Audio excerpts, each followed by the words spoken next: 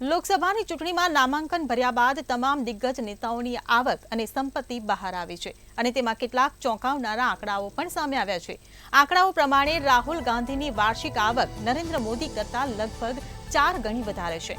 જો કે બંને નેતાઓ પાસે પોતાનું ઘર નથી, તો અમિત શાહે 261 કંપનીઓના શેરમાં 17.46 કરોડ રૂપિયાનું રોકાણ કર્યું છે, જ્યારે શશી થરૂરે 15 કરોડ રૂપિયાની ફિક્સ ડિપોઝિટ કરી છે।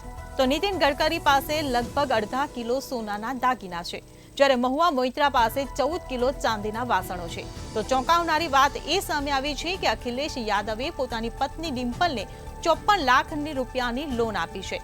તો નરેન્દ્ર મોદી, સુપ્રિયા સુલે અને ઓમ બિરલા સામે કોઈ ફોજદારી કેસ નોંધાયો નથી, જ્યારે રાહુલ ગાંધી પર સૌથી વધુ 19 ગુનાહિત કેસ નોંધાયેલા છે।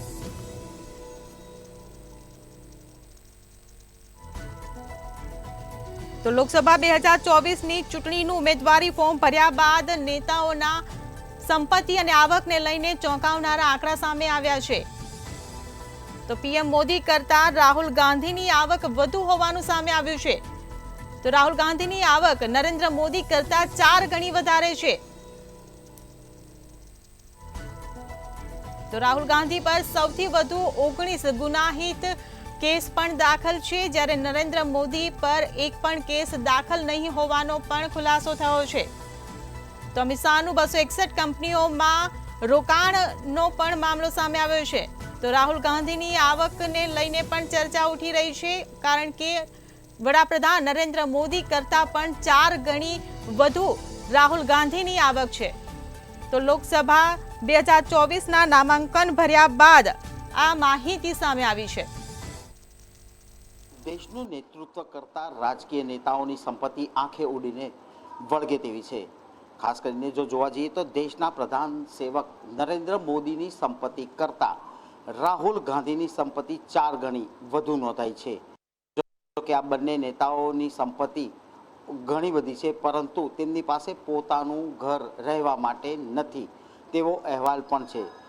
તબક્કાવાર જો જોવા જઈએ તો આ કરોડોની સંપત્તિ ધરાવતા નેતાઓ ધનવાન છે, પરંતુ તેમના નામે ઘર અથવા કાર નથી।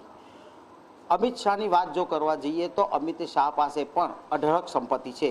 જો કે તેમણે પોતાની સંપત્તિ પૈકી 261 કંપનીઓની અંદર રોકાણ કર્યું છે।